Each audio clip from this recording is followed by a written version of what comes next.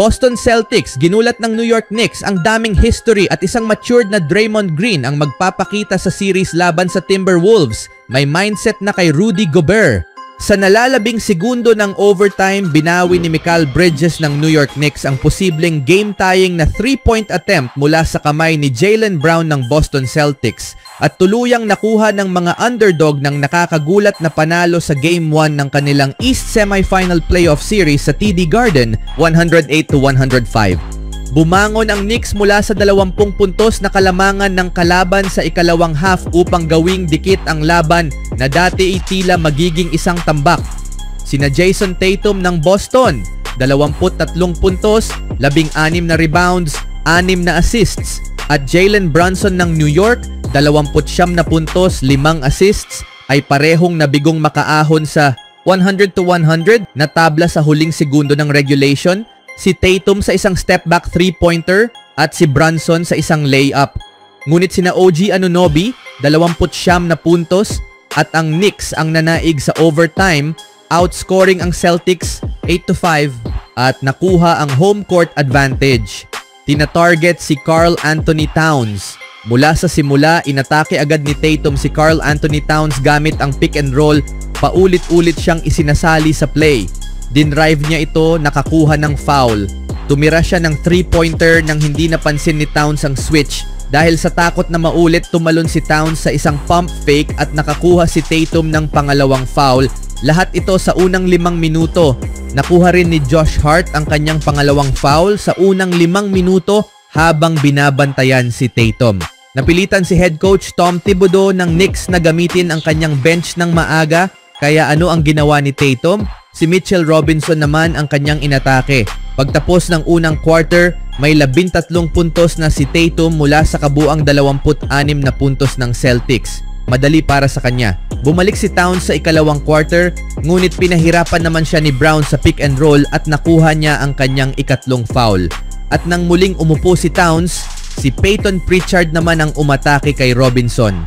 Paikot-ikot ang mga tauhan, pinipilit ang depensa ng New York na hanapin ang pinakamahinang tagapagtanggol at lumilikha ng mga dekalidad na shots. Hindi nga lang lahat ng shooting na yon ay pumasok dahil 35.1% lamang ang shooting percentage ng Celtics mula sa field. Hindi sumusuko ang Knicks, pinalobo ng Celtics ang kanilang lead sa 72 ang kanilang lead sa 72-52 sa kalagitnaan ng ikatlong quarter. Mukhang tapos na ang laban. Ngunit nag-init ang mga Knicks, ang koponang hindi sumusuko kailanman. Nakagawa si Anunoby ng magkakasunod na 3 tres para bawasan ang kalamangan ng Boston. Nakahanap rin ng puwang si Brunson na nagambag ng 8 puntos sa loob lamang ng mahigit 2 minuto sa pagtatapos ng third quarter. Tinapos ng Knicks ang quarter sa 23-12 run. At binaba ang lead ng Boston sa 9 na puntos pagpasok ng huling quarter. Natigilan ang Boston sa isang yugto, iniwan ang kanilang game plan at nagsimulang magsettle sa mga tres. Nag-shoot ng 15 of 60 from long range na siyang naging bagong playoff record para sa pinakamaraming mintis sa tres na may 45 at unang team sa kasaysayan ng postseason na nag-shoot ng 60 tres. Isa pang run mula sa Knicks sa simula ng ika-4 na quarter na sinundan ng isa pang tres mula kay Anunoby ang nagbaba sa lead ng Boston sa 84-83 with 8:58 minutes remaining. Ilang sandali lang nakuha ni Anunoby ang bola mula kay Tatum habang inaatake ni Tatum si Towns gamit ang pick and roll at idinakdak ito para sa tabla, 86-86. Si Brunson na siyang naging bayani sa pagtatapos ng serye ng New York laban sa Detroit ang nagbigay sa Knicks ng kanilang unang lamang mula pa sa second quarter nang ipasok niya ang isang corner tres para sirain ang 91-91 tie. Isa pang tres ang kanyang naipasok sa susunod na possession ng New York at lumamang sila ng 97-91. Dumating ang clutch player of the year, sumagot ang Celtics ng isang 7-0 run na tinapos ni Derek White sa isang tres para makuha muli ang kalamangan sa natitirang 2 minutes and 18 seconds. Ngunit muling nagpakitang gilas si Anunoby na ipinasok ang kanyang ika-6 at huling tres ng laro at muling ibinalik sa New York ang kalamangan 100-98 at sa overtime doon na tuluyang nakuha ng Knicks ang unang panalo sa serye. Anong masasabi nyo sa panalong ito ng Knicks mga kaibigan? Sa ibang balita naman, May mahabang kasaysayan ng alitan si Draymond Green sa between ng Minnesota Timberwolves na si Rudy Gobert.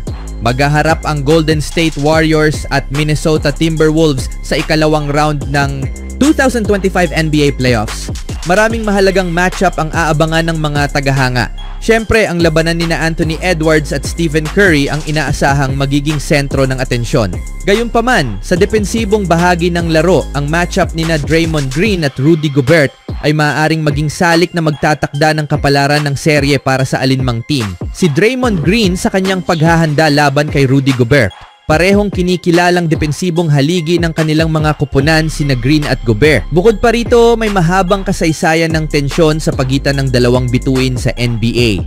Dahil nakuha na ni Green ang 4 na technical fouls at 2 flagrant fouls sa unang round pa lamang, siguradong nag-aalala ang Warriors sa posibilidad na masuspinde ang 4 na beses na NBA champion.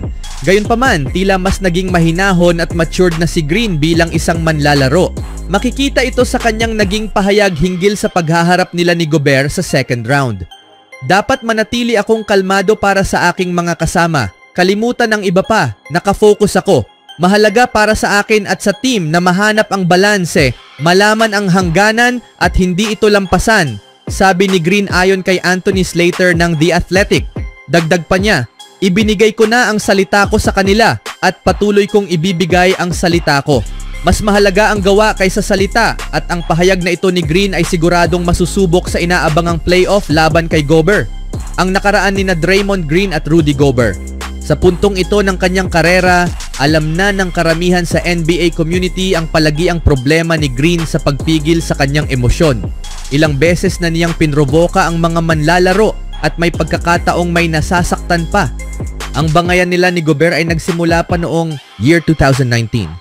Nang maramdaman ng sentro noon ng Utah Jazz na siya'y nasnub sa 2019 NBA All-Star Game, umiyak si Gobert sa isang media appearance. Bilang tugon, kinutya siya ni Green at sinabing dapat ay umiyak din siya dahil hindi siya napasama sa All-Star Game. Simula noon, nagbatuhan na sila ng maaanghang na salita sa social media at sa mga panayam, ngunit umabot sa sukdulan ang alitan noong November 2023. Nang si Green ay kilalang kinulong si Gobert sa isang headlock sa gitna ng laro. Dahil dito, nasuspinde si Green ng 5 laro, isang patunay ng lumalalang ugali niya noon sa court. Bagamat mas kalmado na si Green mula nang mangyari ang insidenteng iyon, nananatiling posible na muling lumabas ang kanyang dating pag-uugali kapag humarap silang muli ni Gobert at ng Timberwolves sa ikalawang round ng playoffs. Anong masasabi nyo sa mature na Green mga kaibigan na makikita sa series laban sa Timberwolves? Even when you feel low, you can still go. Even when you feel slow, you can still go. Even when there's no hope, you can still go. I never answer to no, man, I still go. Go, go, go, go.